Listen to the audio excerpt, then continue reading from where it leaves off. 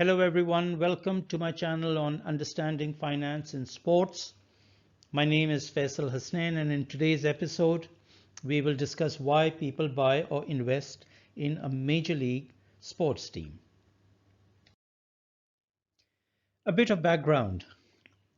The last 20 years has seen dramatic increases in the values of major league sports teams. And these values have increased exponentially in some cases, from tens of millions to hundreds of millions of dollars to over $1 billion.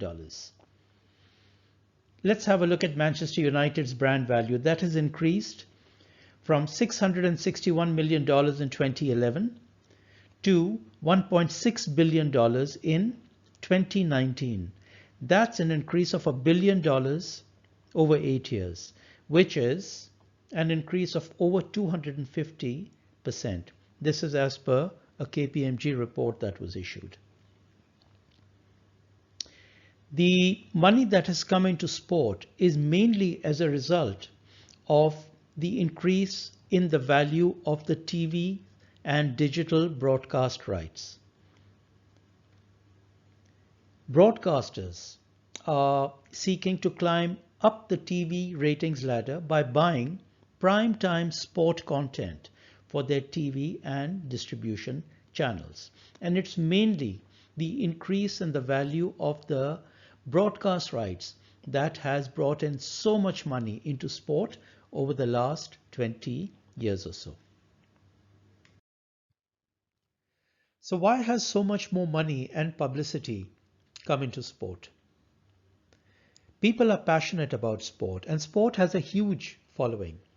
And that following has steadily increased over the years, mainly because of population growth.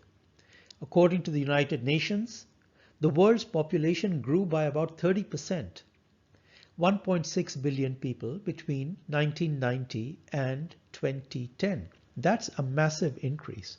And an increase in population obviously creates an increase in demand. And an increase in demand obviously means that there is an increase in the prices and the values of everything, including that of sports teams, sports rights, etc. And then, in addition to the population growth, there has been massive improvements in technology, the advent of satellite television, and the introduction of digital and streaming services, which in turn makes the world a smaller and a flatter place. And what do I mean by that? By that I mean that things are now so much more accessible than they were maybe 35, 40 years ago. And that includes being able to watch live sports on television, and sports, there are now dedicated sports channels beaming sporting events and sporting content 24 hours a day, 365 days a year. So technology allows live sport events to be beamed around the world, which has created a fan following of European and US sports teams in places such as the Middle East, China, and the Far East. There's been a huge increase in demand for sports content on TV. And you now have kids in China and, for example, in the UAE, who are going around wearing Barcelona Football Club t-shirts. And this was not the case 20 years ago. This is because they are watching those teams regularly on television and are following them. So let's have a look at the fan following in the world. Soccer has a reported fan following of 3.5 billion people. That's almost half the world's population. Cricket has a fan following of 2.5 billion people, mainly in the Indian subcontinent, but 2.5 billion again is a lot of people. Field hockey has a fan following of 2 billion. I was actually surprised by this. I didn't expect field hockey to have such a fan following, but again, a lot of that is through the following in the Indian subcontinent. Tennis, 1 billion, and so on. So you can see these are huge numbers of fans who are following their chosen sports. A couple of statistics. In 2019, the US NFL accounted for 73 of the top 100 shows which were broadcast in the USA. That's almost 3/4 of the shows. That's a huge, staggering statistic about the influence of sports on TV. And apart from those 73 shows, there were another 15 shows in that top 100 which were also sports related. So that means 88 out of the top 100 TV shows in the USA in 2019 related to sport. That's huge.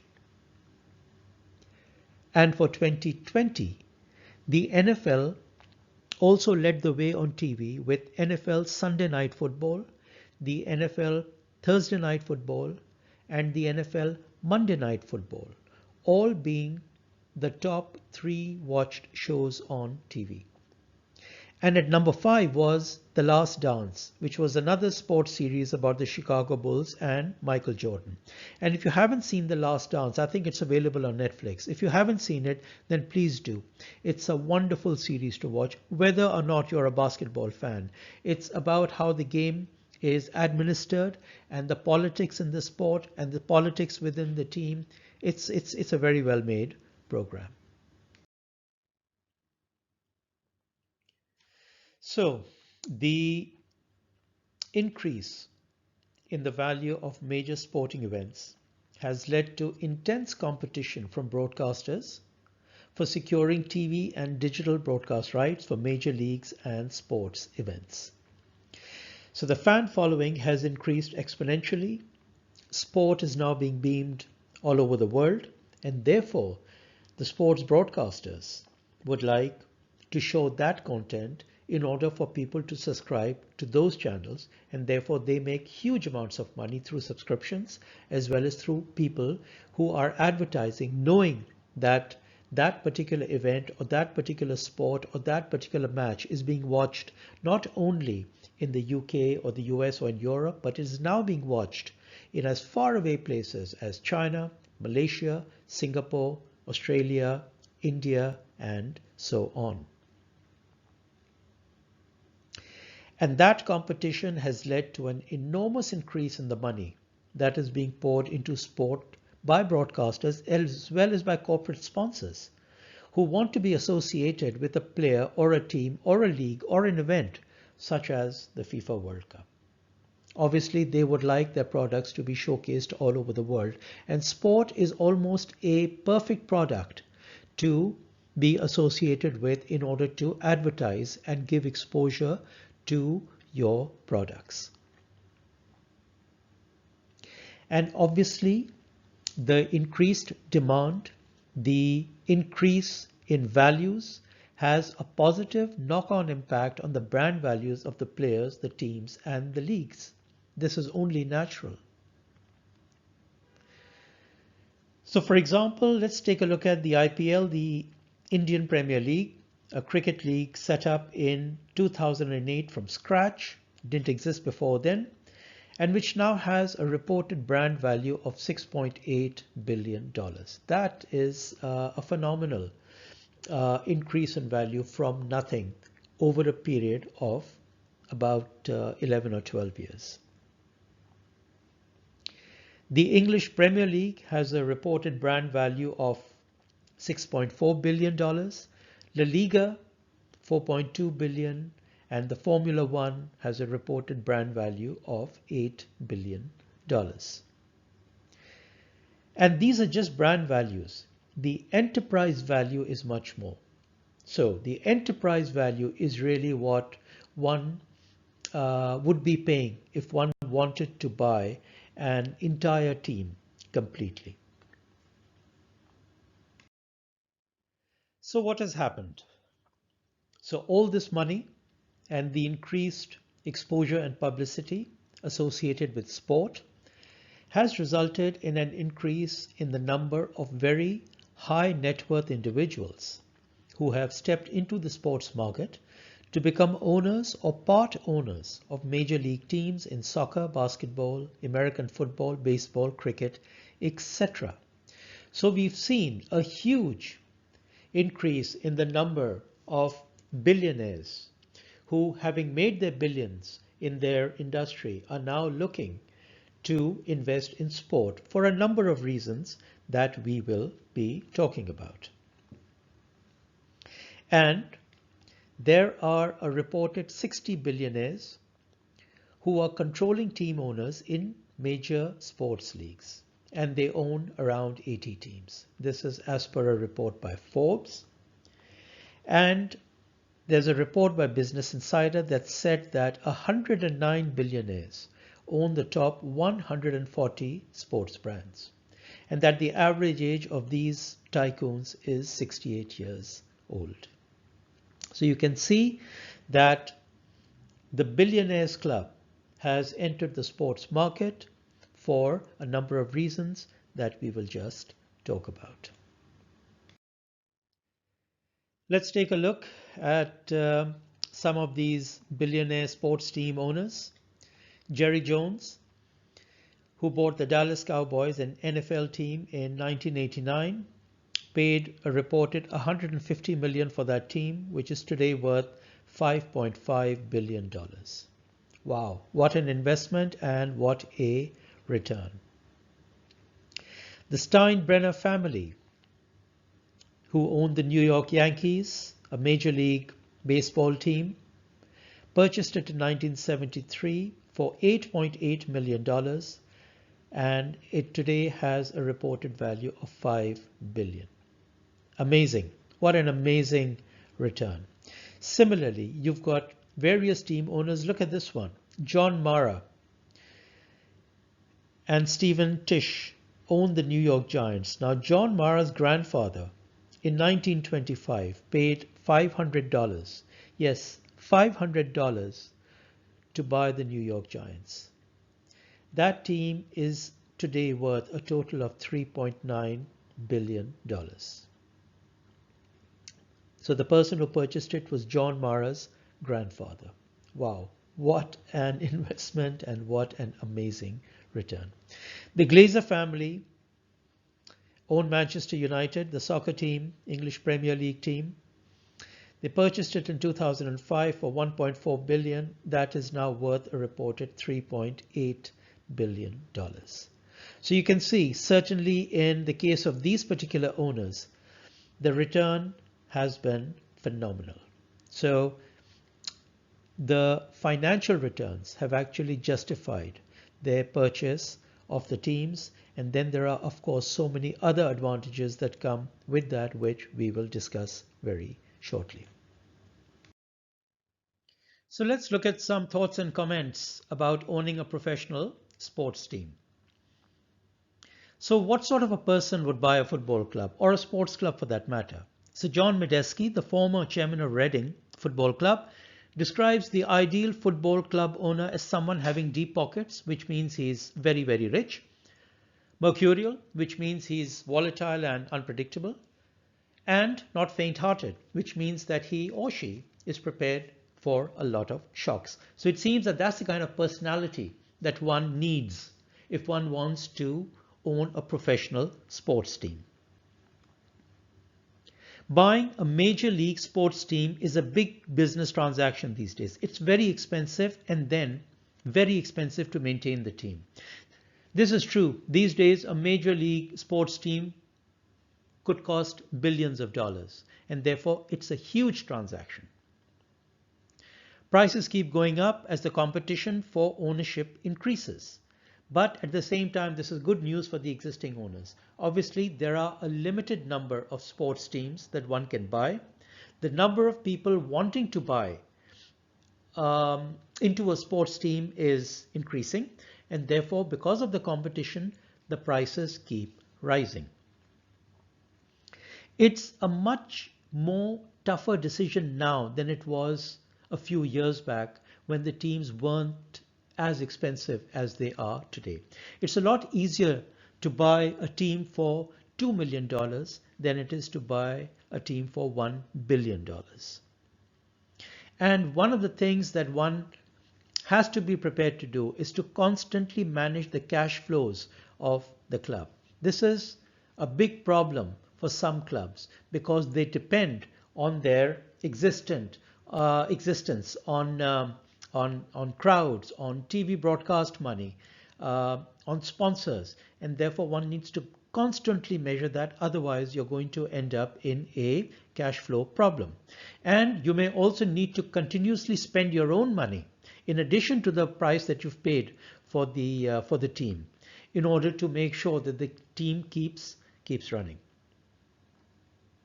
You need to have deep pockets to sustain the franchise when the going is not good, or when the team needs to be changed and new players and coaches need to be brought in.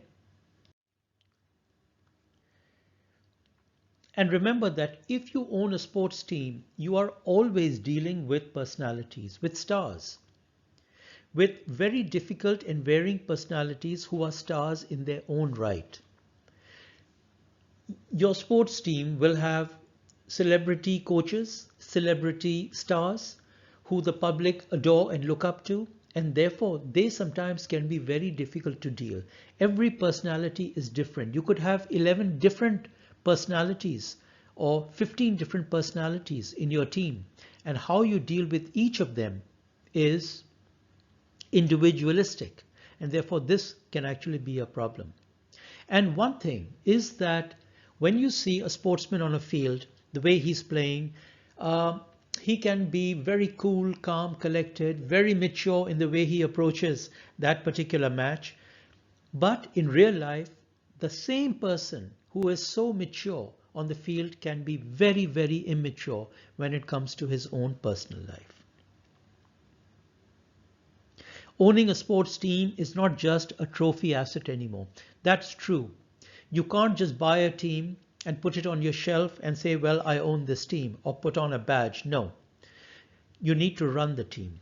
Running a sports team and owning a sports team is a full-time business these days. It's no longer just something that you can buy and put up on your shelf as a trophy.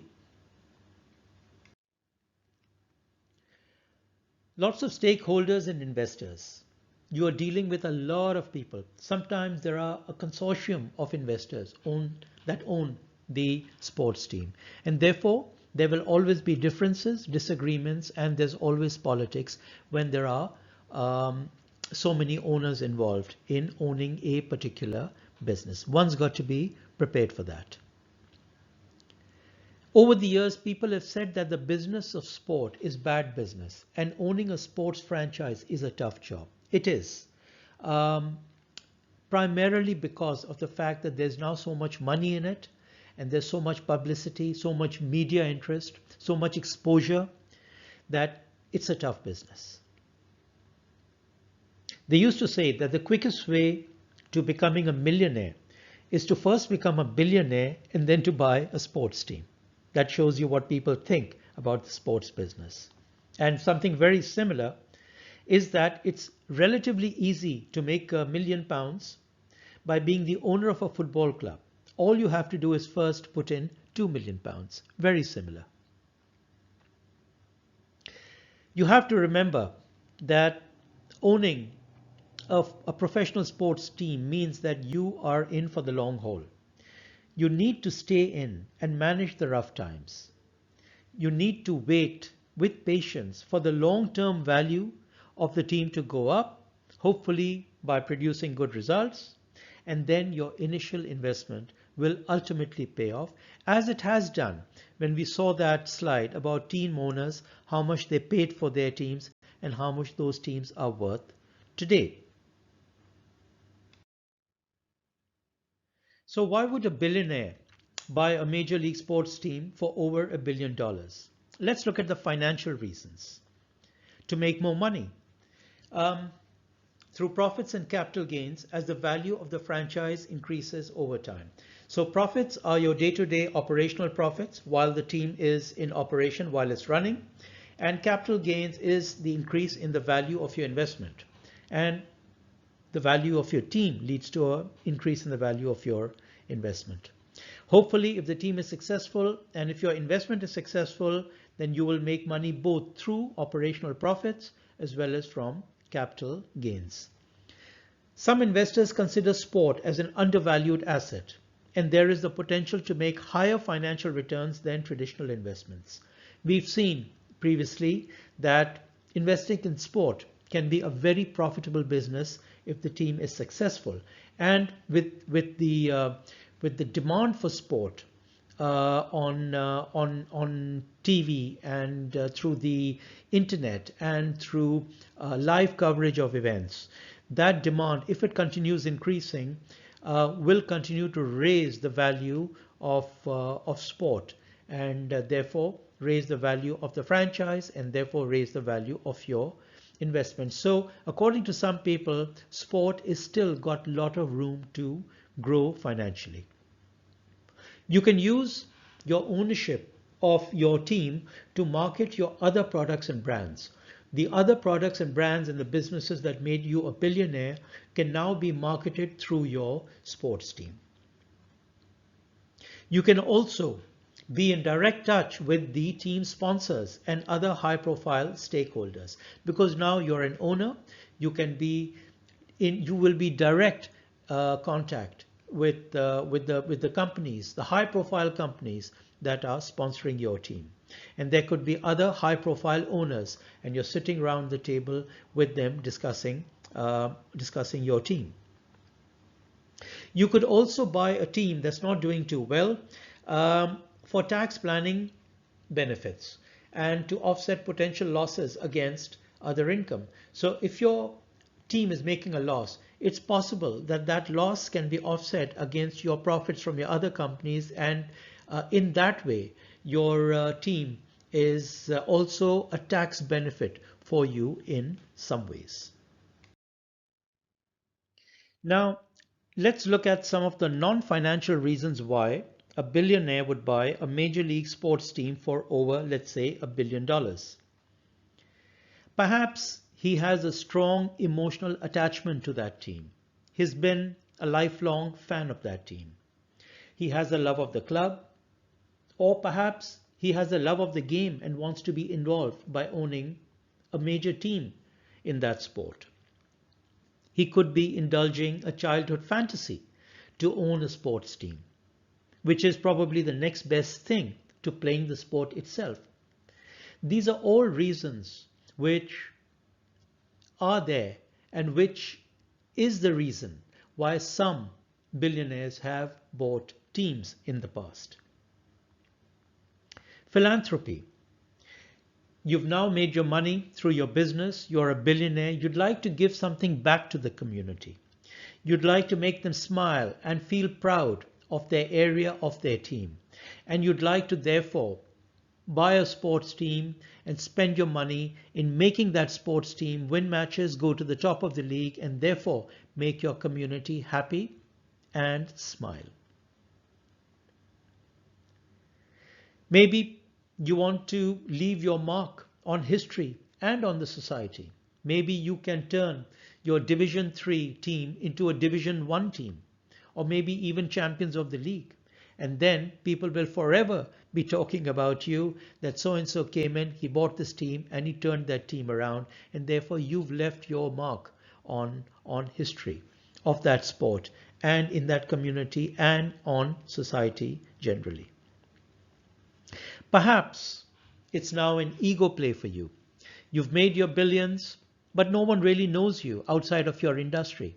I mean, out of the Fortune 500 top companies in the USA, how many CEOs and chairmen do you know? But you probably know a lot more CEOs and chairmen of sports clubs in a sport that you follow. So accordingly, perhaps, having made your billions, money is not an issue anymore. What you're now looking for is exposure, publicity, fame, for egoistic reasons. You'd like to sit around a table with sports stars and other celebrities and discuss sports, and therefore maybe that's one of the reasons why you'd like to buy a sports team.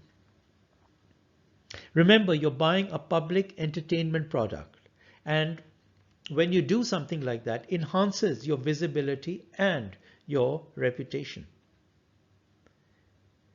So we've said previously, having made money, it is a shortcut to fame and popularity, including international exposure. Perhaps it's simply to have fun. It's a fun industry to be involved in. Sports is fun, and to be part of that can be very exciting, very satisfying. Maybe it won't make money, but you'll have a good time not making money. I said in the previous slide or the slide before that that sports teams are no longer trophy assets, but maybe to you it is. It's like a huge party, a party every week when your team plays. So it's an ongoing party for an entire season. And you can tell yourself that, look, this is what I want. It's fun. The team's not supposed to make money.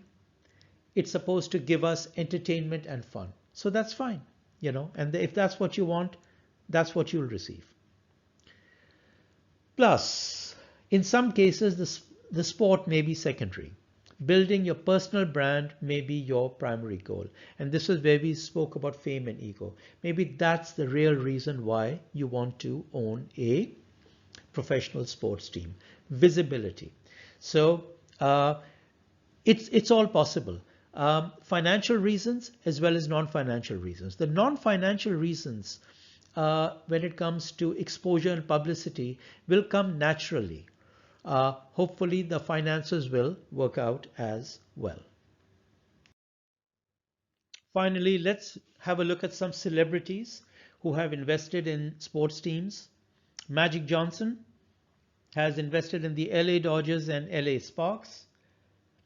Ted Turner of CNN has invested in the Atlanta Braves, a baseball team. And if you go down that list, you'll see that people such as Will Smith, Justin Timberlake, Serena Williams, J-Lo, Gloria Estefan, the three of them have invested in the Miami Dolphins. Wow, that's quite a celebrity party. Jon Bon Jovi, Philadelphia Soul.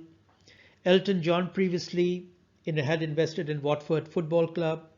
And Shah Rukh Khan, the Indian actor, is a part owner or the main owner in the Kolkata Knight Riders cricket franchise. These are people who are already rich and famous, so they don't need that enhanced publicity and exposure. So they're probably in it to make money. Or in the case of Magic Johnson or Michael Jordan or Serena Williams, maybe they want to have a continued association with the sports industry, an industry in which they've been a huge part. And perhaps in their cases or in the cases of other celebrities, it could be a genuine love for the game or for the sport or for the team. They don't need the exposure. I think they're there probably for the love of the game and of the sport. Thank you very much for watching. I hope to see you soon. This is Faisal signing out.